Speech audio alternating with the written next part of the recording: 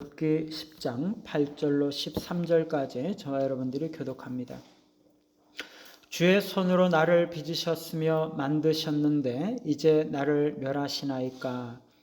기억하옵소서. 주께서 내 몸 지으시기를 흙을 뭉치듯 하셨거늘 다시 나를 뒷글로 돌려보내려 하시나이까.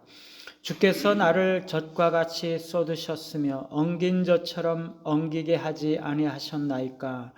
피부와 살을 내게 입히시며 뼈와 힘줄로 나를 엮으시고 생명과 은혜를 내게 주시고 나를 보살핌으로 내 영을 지키셨나이다. 그러한데 주께서 이것들을 마음에 품으셨나이다. 이 뜻이 주께 있는 줄을 내가 아나이다. 아멘. 주권인가 변덕인가 라는 제목으로 말씀을 드립니다. 지금까지 우리가 욥의 모습을 생각해 볼 때 욥은 자신의 고난과 고통이 너무나 이해가 되지 않았던 거죠.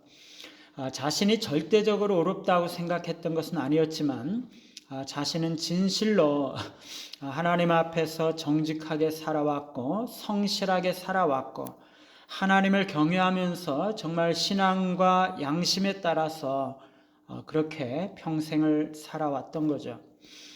이렇게까지 자신이 하나님의 징계와 심판을 받아야 할 이유가 없었던 것이죠. 내가 비교적 의롭게 살아왔는데 남들보다 훨씬 더 경건하게 살아왔는데 하나님은 왜 나에게 이렇게 엄청난 재앙과 고통을 주시는 것인가? 이것 때문에 고민이 되었고 너무나 절망적이 되었던 거죠. 그래서 욥은요, 대개는 하나님께 원망했고 하나님께 따지고 물었고 하나님이 정말 이해가 안 되었습니다. 그래서 그가 하나님을 향한 믿음이 없었던 것은 아닌데 하나님께 대들고 심지어 하나님 앞에서 너무나 거친 말들을 마구 쏟아내었던 것이죠. 말하자면 지금까지 욥의 이 하나님을 향한 심정은 믿음과 은혜가 충만했다기보다는 섭섭하고 실망하고 어쩌면 하나님께 따지고 맞서서 다투려는 좀 부정적인 태도와 입장을 가지고 있었던 것이죠. 그런데 오늘 말씀에 보면은요, 물론 전반적으로는 예전의 태도와 연결이 되고 연속이 되는 그러한 면들이 없지는 않지만 그래도 오늘 말씀에는 욥이 하나님을 향해서 좋은 감정과 정서들을 기억하고 있다는 것입니다. 이 면에서 오늘 욥은 전과는 너무나 달라진 모습을 보이고 아주 긍정적인 정서를 드러내고 있다고 볼 수 있습니다. 이런 것에 대한 가장 근본적인 이유가 뭐죠? 욥의 정서가 전에는 극단적으로 부정적이고 절망적이었는데 하나님께 반항적이었는데 왜 그가 지금 이렇게 긍정적이고 하나님께 순응적이고 심지어 감사하는 마음까지도 나타나고 있는 것인가 하는 것입니다. 그것은요, 그가 비록 지금도 불평을 하고 있기는 하지만 그가 그런 그 과정을 통해서 하나님께서 자신에게 베풀어 주셨던 과거의 은혜들을 기억했기 때문입니다. 욥은 지금도 자신이 당하는 고통 때문에 너무나 힘들어하고 있는 것이 사실이거든요. 그래서 하나님 왜 그러시는 것이냐고 그렇게 묻고 있는 것이 사실이거든요. 그런데 욥은 하나님께서 자신을 창조하시고 어머니 뱃속에서 자신을 빚어주시고 자신의 몸을 주시기 위해서 하나님께서 얼마나 많은 애정과 노력을 기울이셨는지 자신의 영혼과 생명을 자신에게 주시고 그 영혼을 지키시기 위해서 베풀어 주셨던 그 사랑이 어떤 것인지를 생각해냈다는 것입니다. 그것이 하나님을 향한 욥의 태도를 이전과는 너무나 다르게 만들어 주었던 것이죠. 첫째 단락에서는요, 욥이 전과 같이 자신의 고통과 고난을 여전히 기억하고 그것을 자신을 멸망시키는 것이라고 표현을 하고 있습니다. 그러나 그런 와중에 그는 과거에는 지금과는 너무나 대비적으로 하나님께서 자신을 창조하셨다는 사실을 기억하면서 창조와 멸망이라는 그 주제로 하나님께 호소하고 있는 것이죠. 하나님은 나를 손으로 빚으시고 만드신 분이시라는 거죠. 그런데 왜 그런 하나님께서 나를 지금은 멸망시키려고 하고 있느냐라는 것입니다. 이 하나님의 두 가지 행위, 창조와 멸망이라는 주제는 8절과 9절에 똑같이 반복이 되어서 나타나고 있거든요. 이건 서로 모순되는 행위가 아니라는 것입니다. 그렇게 우리 나를 창조하신 하나님께서 왜 이렇게 멸망시키고 있느냐? 자, 하나님이 나를 지으셨으면 왜 이렇게 멸망시키고 계시느냐라는 것입니다. 두 번째 단락에서는요, 하나님께서 어머니 뱃속에서 자신의 육신을 빚으신 것을 우유가 엉기는 과정을 빗대어서 표현을 하고 있습니다. 우리 저희들은 잘 모르지만 이 양을 키운다든가 이게 소를 키운다든가 그러면 이 양젖이나 우유를 가지고 이거를 버터를 만들고 이렇게 하기 위해서 어떻게 처리를 하면 이게 엉기게 되지 않습니까? 예, 그렇게 이 우유가 엉기는 그런 과정이 하나님께서 자신의 육신을 빚으시는 과정이라고 비유를 하고 있는 거죠.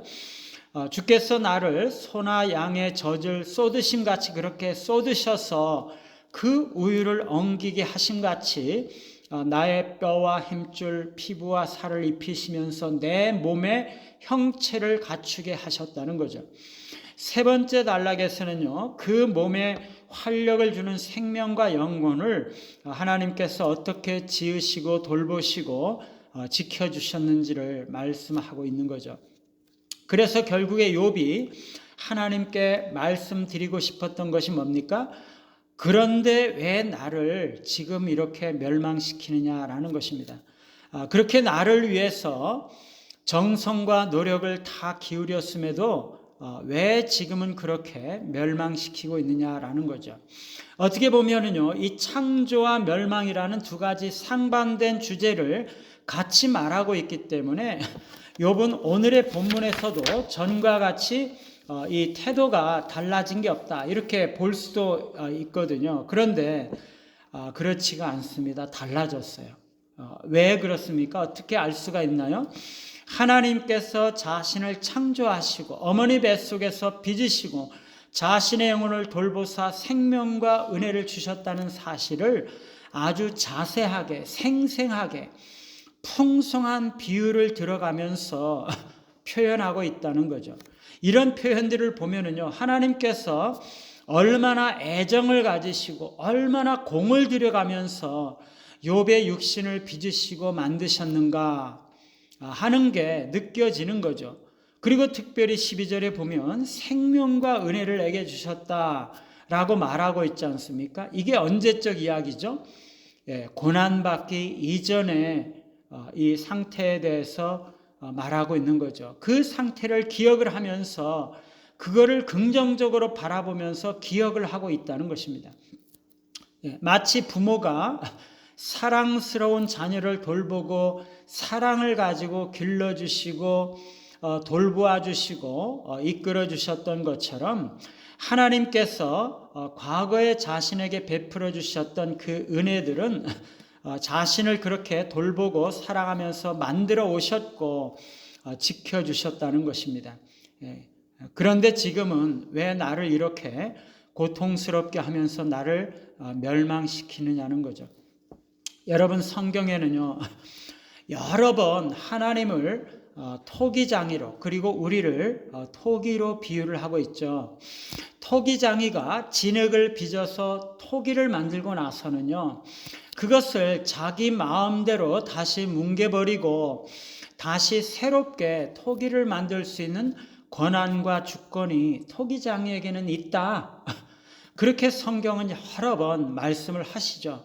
하나님은요, 자신의 피조물을 멸망시키든지 어떠든지 그 토기를 가지고 어떤 모양으로 그 진흙을 가지고 토기를 빚으시든지 아니면 그것을 가지고 어떻게 사용을 하시든지 버리시든지 그럴 수 있는 충분한 권리가 있다. 그게 하나님의 주권이다. 이렇게 성경은 반복적으로 이야기를 하고 있는 거죠.